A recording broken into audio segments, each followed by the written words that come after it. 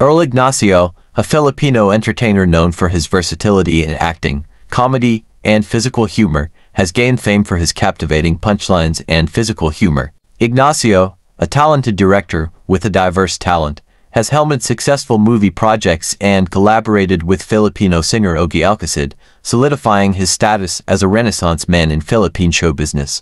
Earl Ignacio has undoubtedly left an indelible mark on the entertainment landscape, inspiring others with his remarkable versatility and unwavering commitment to his craft. Ang lakas-lakas ng boses ninyo! Bakit ba?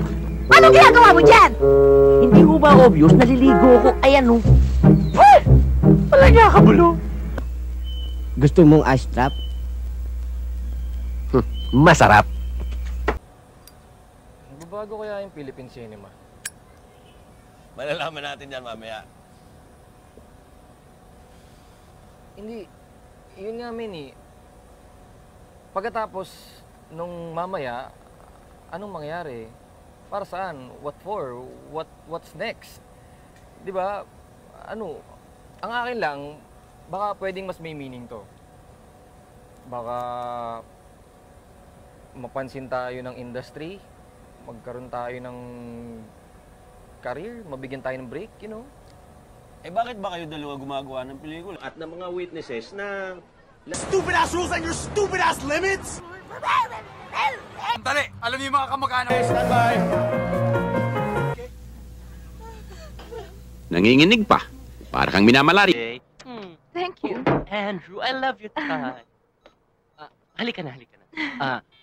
Sit down. Nakapili ka na ba? Marami akong swatches dyan for you. Okay. What do you think? How nice, Okay.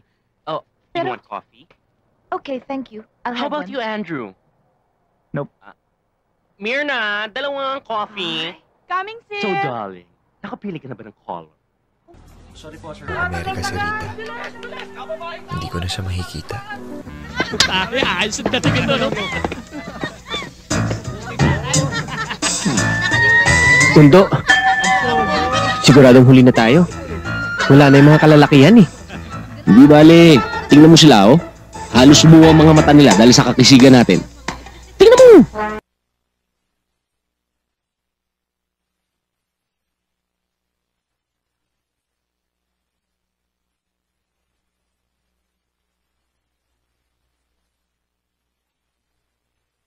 Boxing. Boxing? Like this? Son, I'm not gonna do this. Yes! That magnanakaw bad! Teach him lesson! It's not fair. He's kill you. Come on, box him. Nung lumabas tayo, 5 taon. Ako, 7. siguro yan ano.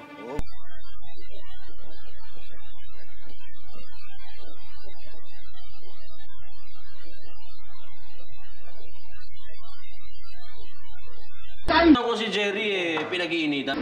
Tayo yung makapagpasuko dun sa stage saver. Hindi okay tayo? Tama. Ano gagawin natin? Ano gagawin natin? Napanood ko to sa mga pelikula eh.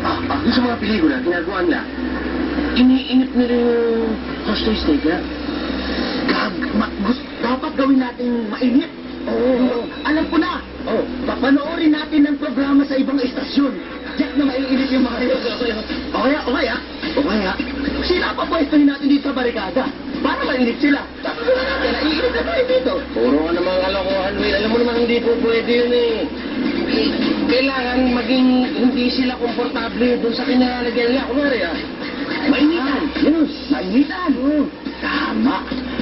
Sunugin natin yung bahay. Magdadala ako ng galong-galong gasolina at hinihirapan natin yung bahay. Nang sa ganun, susuko yung kasi ito naman, huti ka lang. Ikaw naman, di ka naman biro naman eh. Imposible naman yung sinasabi. Ano ba kasi, alam ko na. Puputulin natin yung linya ng kuryente at saka wala silang tubig. Yan, para mainit talaga sila.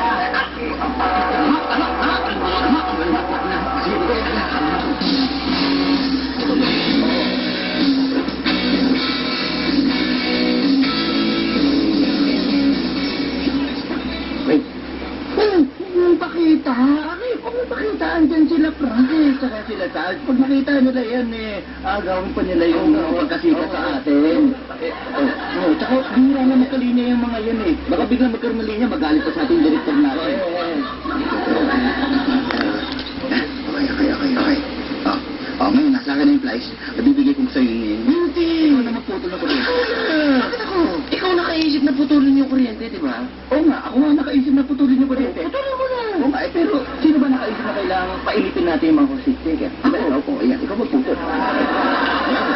Pag pinutol ko yung kuryente at nainip yung hostage taker at sumuko, sigurado ko promote ako. Hindi,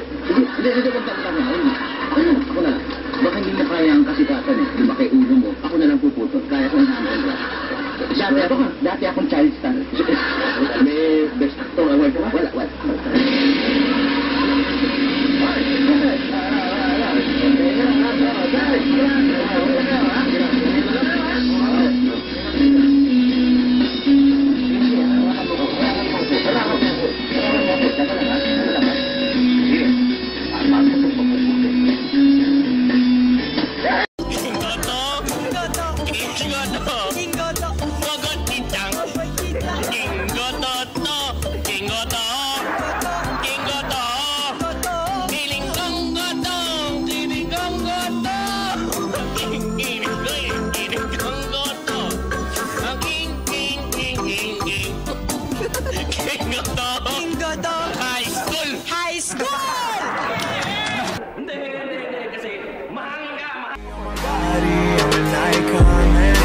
About a 10, I should fuck her in the Benz.